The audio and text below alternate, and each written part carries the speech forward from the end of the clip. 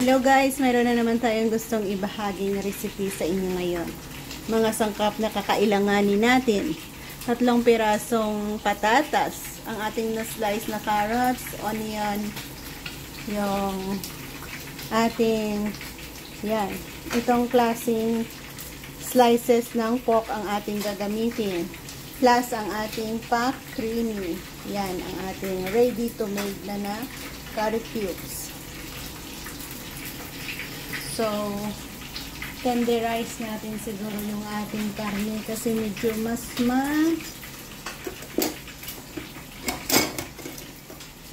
ito, pugpugin muna natin, pugpugin. Lagay natin ziplock bag. Ayan. And pugpugin natin dyan. Hampas-hampasin natin para mag-tenderize.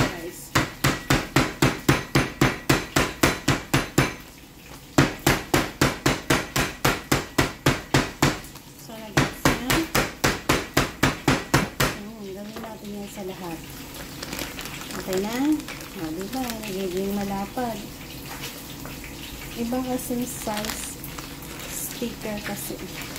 So, wag ko na kayo isabay sa lahat. Ganyan lang same process ang aking gagawin para matapos ang 1, 2, 3, 4, 5, 6 slices ng ating karne ng baboy.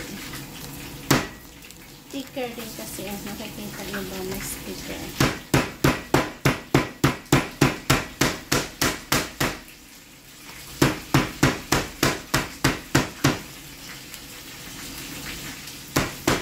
At naubos na natin. Yan. Next move.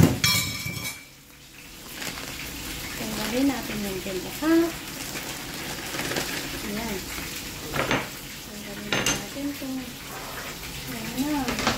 Marinate natin yan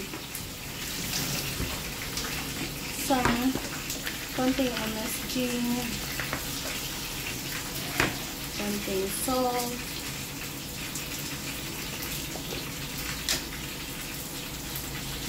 white pepper,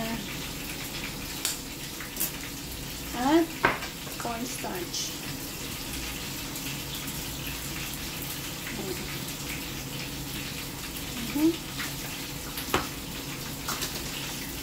And haluin.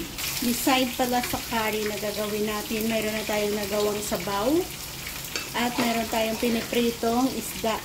Yan, pakita ko na rin sa inyo. Mayroon tayong sabaw dito at mayroon tayong tumutunog-tunog na pinipritong isda dito ngayon. Yan. Yan, balikan natin dyan. Yan naman, na ilagay natin dyan ay kangkong na na-blanch natin. Isang napaka-easy rin yan. Ngayon, magdali ang tayo din yan. Ang pagluluto ng ating vegetables. Ready. Magiging last cooking natin or yung last na lulutuin natin ang ating curry. Kangkong. Ginisang kangkong lang ito. Ayan. Ginisang kangkong plus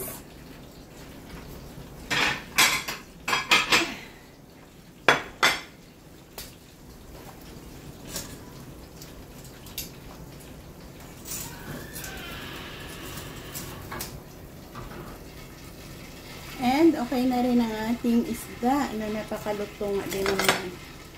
Ayan, perfect na. So, we go to start na sa ating curry, ang ating main course na gagawin. Mag-start tayo sa pag-isa ng ating garlic.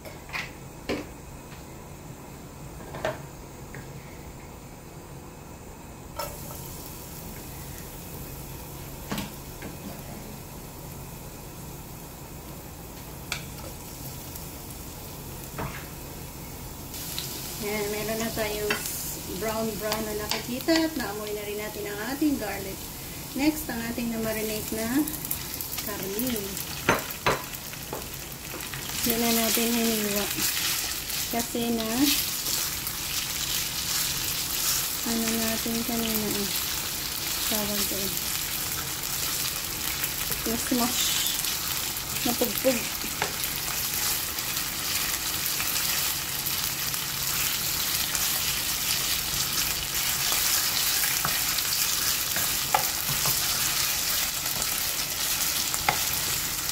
Tender na yung tender.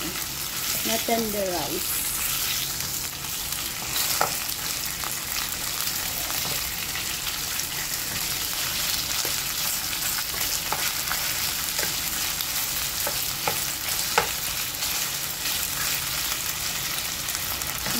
Nabuksan natin. Pwede na natin dyan ilagay ang ating mga ibang sangkap.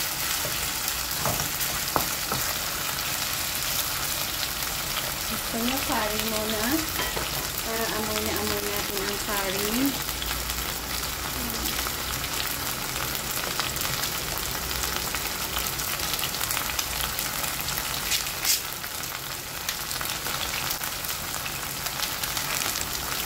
Lagyan muna natin siya ng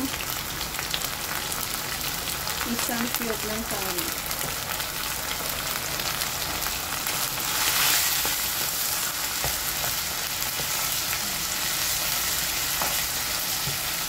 Para kasapit din sa ating karne before natin lagyan ng tubig.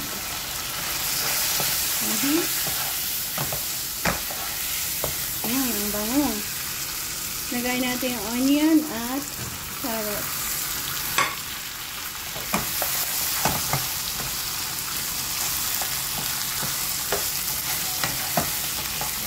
Ising pamamaraan lang.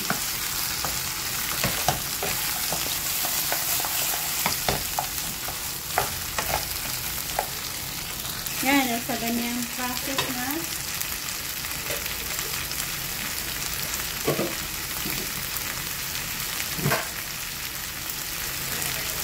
lagay natin ang ating potato.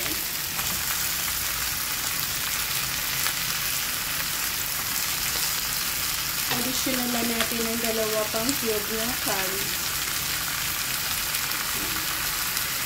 Then, halo-haloin sa glass. Bango! Amoy curry ang buong bahay.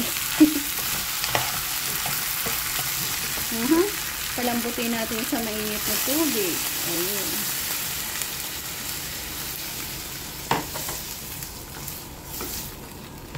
Balikan ko kayo pag next steps na naman.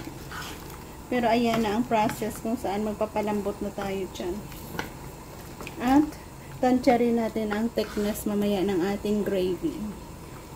Kung kulang sa lasa, mag-a-add-on lang tayo ng curry cubes. Yan, sabay natin silipin kung ano na ang lagay. Hindi pa totally okay, pero malapit na.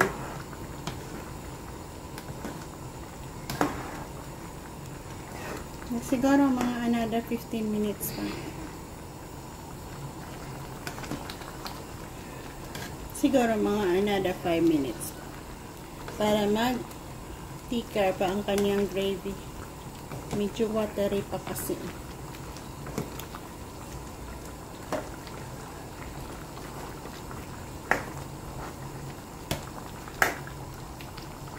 At natikman na natin. Tama ang kanyang taste. Soft na rin actually ang kanyang potato at ang kanyang carrots. So, abangan lang natin magkonting thick pa ang kanyang gravy. Yan guys, balikan natin. Dito na natin i-end. Dahil ganyan na ang ating texture or ang kanyang gravy. Malapot na siya. So, thank you. Yan, dyan natin ilagay sa ating serving dish natin. Thank you guys. Sapat-sapay na naman sa akin. Yan ang ating ultimate delicious curry. Diba, napaka Beautiful.